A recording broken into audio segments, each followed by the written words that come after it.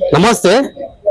ఈశ్వరమ్మ యాదవ్ ఇంటి దగ్గరికి రావడం జరిగింది. ప్రజెంట్ మనం అందరికి తెలిసిన విషయమే. గత వారం రోజుల నుంచి యాదవ సంఘాలన్నీ ఏకమై, బీసీ సంఘాలన్నీ ఏకమై ఈశ్వరమ్మ యాదవ్ కి మద్దతుగా పెద్ద ఎత్తున రావడం జరుగుతుంది.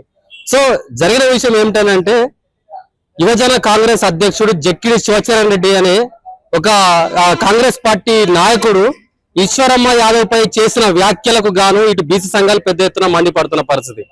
సో ఇదే ఈశ్వరమ్మ యాదవ్ గారి ఇల్లు. సో ఏం జరిగింది?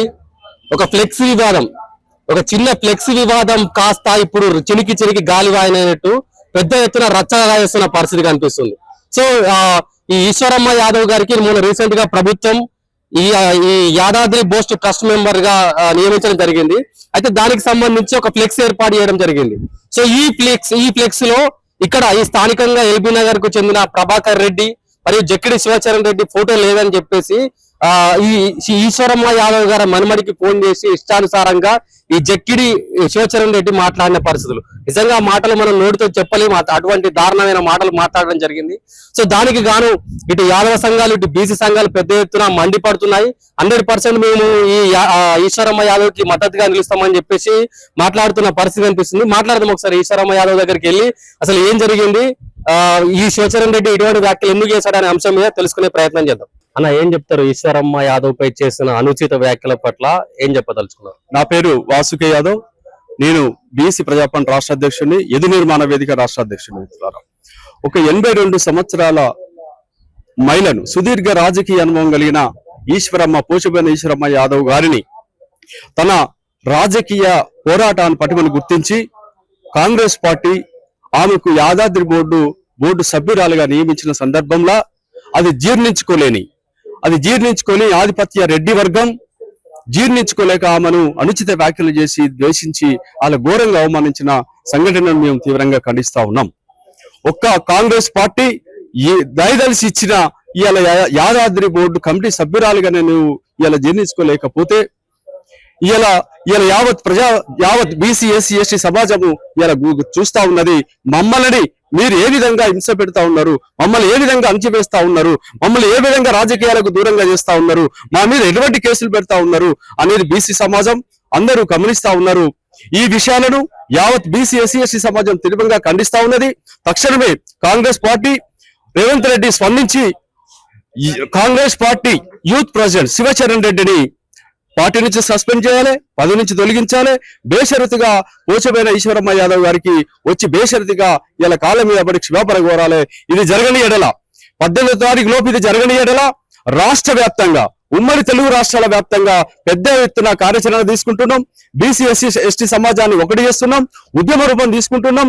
కాంగ్రెస్ పార్టీ మెడలు వంచి క్షమాపణలు చెప్పించేదాకా మేము దీన్ని వదిలిపెట్టే సమస్య లేదు. ఇది బీసీ ఎస్సీ ఎస్టీ సమాజం ఆత్మగౌరవ సమస్య, అస్తిత్వ సమస్య. యాదవ సమాజం మాట మీద నిలబడే సమాజం, మాట తప్పని సమాజం, మాట బలని సమాజం. ఇవాళ యాదవ సమాజం రగిలిపోతా ఉన్నది. రేవంత్ రెడ్డి ఇవాళ యాదవ సమాజం నీకు ఓటేస్తాను, ఇవాళ నువ్వు అధికారంకి వచ్చినావు, నీకు ఓటేసి నిన్ను ముఖ్యమంత్రిని చేసిన తర్వాత మీతోటి మేము తిట్లబడే పరిస్థితి వచ్చినది, నానా బూతులు మీరు మాట్లాడే పరిస్థితి వచ్చినది. ఇదంతా కూడా యావత్ బీసీ సమాజం, యాదవ సమాజం గమనిస్తా ఉన్నది. ఇది పూర్తిగా బల్బు మాటలు మాట్లాడిన ఆయనను మీరు మందలిస్తారా, వాటిని తొలగిస్తారా? తక్షణం చేయకపోతే మా కార్యాచరణ 18వ తారీఖు ప్రకటించి ప్రజల్లోకి పోయి ప్రజలను సమీకరించి పోరాట రూపకంగా దాన్ని తీసుకొని ఉద్యమంగా మలుచుకోవడానికి ప్రయత్నాలు జరుగుతున్నాయి.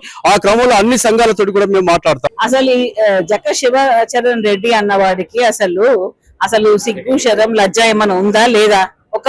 వాళ్ళ అమ్మమ్మ వయసు, నైనమ్మ వయసు ఉన్న ఒక మహిళను పట్టుకొని అన్ని బూతులు బహిరంగంగా తిట్టడం, ఇంకేమన్నా నేను ప్రెస్ మీట్ పెట్టి తిట్టినానంట. ఎక్కడ తిట్టినా కూడా నువ్వు తిట్టినావా, తిట్టలేదా, నువ్వు ఒప్పుకుంటున్నావు కదా తిట్టినా అని చెప్పేసి ప్రెస్ మీట్ పెడితే తిట్టేది, బహిరంగంగా తిట్టేది, నువ్వు ఎక్కడ తిట్టేది తిట్టినావా అంత ఎట్లా తిడతావు నువ్వు ఆమెను? అంత మైన మనిషి నీకు అసలు ఈ పోస్ట్ ఇచ్చిన కాంగ్రెస్ గవర్నమెంట్ కి చిత్తశుద్ధి లేదా? నేను ఇతని ఎంబడే పార్టీ నుంచి బయట ఒక యూత్ అధ్యక్షుడు అంటే రేపు పొద్దున యూత్ కి అసలు ఆయన ఏం సందేశం ఇస్తాడు? ఆయన అసలు అరువుడా పదవికి నేను అడుగుతున్నా. కాంగ్రెస్ పార్టీ నడుపుతారు. అసలు ఆయనకు ఆ పదవి అర్హుడు ఆయన. ఒక యూత్ అధ్యక్షుడు అంటే యూత్ ని ఇవే నేర్పిస్తాడు. ఆ యూత్ ఎట్లా ముందు తీసుకుపోతాడు? నేను నా అనుచరులకు ఏం చెప్పుకోవాలి, నా ఫాలోవర్స్ కి ఏం చెప్పాలి, నా కింద ఉన్న వాళ్ళకి ఏం చెప్పుకోవాలి, నా ఫోటో వేయకపోతే అని అన్నావు కదా. ఈ మాటలు చెప్పుకుంటావా నువ్వు? ఇట్లా నేను తిట్టినా అని చెప్పి గొప్పలు చెప్పుకుంటున్నావా? నీ దెబ్బలు తెలుసుకుంటున్నావా నువ్వు ఈ మాటలు అనేసి? ఎట్లా తిడతావు నువ్వు ఈ మాటలు? కాంగ్రెస్ పార్టీకి చిత్తశుద్ధి ఉంటే రేవంత్ రెడ్డి గాని మన పిసిసి అధ్యక్షుడు మహేష్ కుమార్ గౌడ్ గారు కానీ చిత్తశుద్ధి ఉంటే ఎంబడే కూడా అతన్ని పార్టీ నుంచి సస్పెండ్ చేయాలి. అట్లనే చట్టపరమైన చర్యలు తీసుకోవాలి. ఎందుకంటే ఒక మహిళను, అది కూడా బీసీ మహిళను, అది కూడా అంత 85 వయసు దాటిన మహిళను ఇంత దూషించడం అన్నది ఇక్కడ చరిత్రలో ఎప్పుడు కూడా మేము వినలేదు. కాబట్టి ఇది దురాంకారము. మాట్లాడుకోవచ్చా లేకుంటే అగ్రకులాల ఆధిపత్యం అనుకోవచ్చు? దీని ఏ రకంగా చూడొచ్చు? ఇది అగ్రకులాల ఆధిపత్యమే. అక్కడ అదే ఒక రెడ్డి మహిళ ఉంటే ఈ మాట అనకపోనేమో, ఒక రెడ్డి మహిళ ఉంటే. ఇప్పుడు ఇది ఏమని, ఒక బీసీ మహిళ కాబట్టి మీరు అగ్రకుల ఆధిపత్యం చూపించుకుంటున్నారా? ఏం డబ్బు మతమా లేకపోతే కుల మతమా? మీకు మీ శాతం ఎంత, మా శాతం ఎంత? 5% లేని మీరు 56% ఉన్న మమ్మల్ని పట్టుకొని మీరు దూషిస్తారా? మీరు ఇంత ధైర్యం అంటే చదవలా కనిపిస్తున్నాం మేము. వీళ్ళు ఏం చేస్తారు? లేదు ఓట్లు వేస్తారు, జెండాలు మోస్తారు, 4 రోజులు మాట్లాడి వదిలేస్తారు కూడా. అసలు వదిలేసేయలేదు. ఖబర్దార్ చెప్తున్నా నేను. చాలా అయిపోయింది మీ రెడ్డిలది.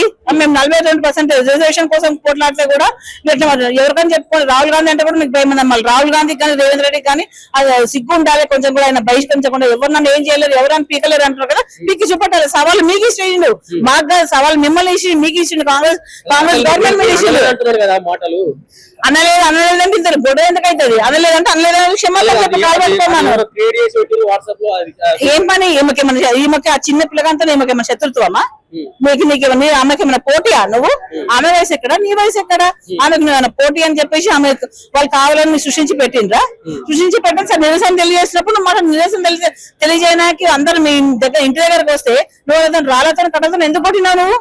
నువ్వు చేయలేదు కదా తప్పు. మరి నువ్వంతా ప్రిపేర్ గా ఎందుకున్నావు? మరి అంతమంది జనం ఎందుకు పోగేసుకుని ఇంటి దగ్గర 100 మంది జగన్ పోగేసుకొని రాళ్ళు పట్టుకొని రెడీగా ఉంటావా నువ్వు కొట్టడానికి?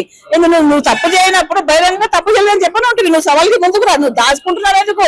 నువ్వు నీ వాయిస్ లో వస్తున్నావు బయటికి. నువ్వు ఎందుకు వస్తున్నావు బయటికి? నీకు దమ్ము ఉంటే రా. అందరు పిలిచి మేము గెలిపించాలి రమ్మని రా. ఇప్పుడు కూడా మేము ముందు ఇక్కడికి రా. నీకు ఎంత దమ్ము ఉందో చూస్తాం. ఏం మాట్లాడు నువ్వు మాట్లాడలేదు ప్రూవ్ చేయి. నువ్వు మాట్లాడలేదని చూస్తాం. మేము 100% హెచ్చరిస్తున్నాం. అసలు వాడికి ఇంకా రాజకీయ భవిష్యత్ అనేది ఉండకుండా చేయాలి కాంగ్రెస్ ప్రభుత్వం. ఎందుకంటే కాంగ్రెస్ ప్రభుత్వం సాధించిండు కదా, ఛాలెంజ్ చేసిండు కదా. రాహుల్ గాంధీ కూడా చెప్పుకొని నేనేమనంటే అదంతా మాకేం మోసం చేయడానికి. ఈశ్వరమ్మ గారికి ఏం మోసం? ఆమె పనగా ఆమె చేసుకుంటున్నా. ఆమె పదవులలో కాంగ్రెస్ పార్టీలో తిరుగుతున్నప్పటి నుంచి నువ్వు లాభలు వేసుకున్నావు మంచివి. ఆమె చేసినప్పుడు నువ్వేం చేసినావు? నువ్వు ఏమున్నావని ఇప్పుడైనా విరోధిగుతున్నావు. ఎందుకు ఇంత విరోధి కూడా అవసరమా నీకు? మర్యాదలు లేవా? ఒక ఆడదంటే గౌరవం లేదా? ఒక కులం అంటే గౌరవం లేదా? ఒక పెద్ద మనిషి అంటే గౌరవం లేదా? ఏ రకంగా చూసినా కూడా నువ్వు నీ అంత నీచుడు నికృష్టుడు ఈ రోజు ప్రపంచంలో ఎవరు ఉండరు. కాబట్టి అసలు ఆ పదవికే కూడా నువ్వు అనర్హుడివి. నువ్వు ఒక యూత్ కి రేపు పొద్దున్న భావి భవిష్యత్తు వాళ్ళకి ఏం ఇచ్చారు? ఆ పదవికి నువ్వు అనర్హుడి. కాంగ్రెస్ ప్రభుత్వం వెంబడే సస్పెండ్ చేయాలి, చట్టపరమైన చర్యలు తీసుకొని అతను ఇంతకు ముందు కూడా ఏ రాజకీయ పార్టీలో గానీ ఏ రాజకీయ భవిష్యత్తు లేకుండా పునాది చేయాలని చెప్పేసి మా మహిళా సంఘం ద్వారా కోరుకుంటున్నాం. వినాని చోట మేము నిరసనల కార్యక్రమం ఇంకెక్కువ చేస్తాం. రోడ్డు పైన ఇంకెక్కువ మంది శాతంతో మంది మేము వస్తాం.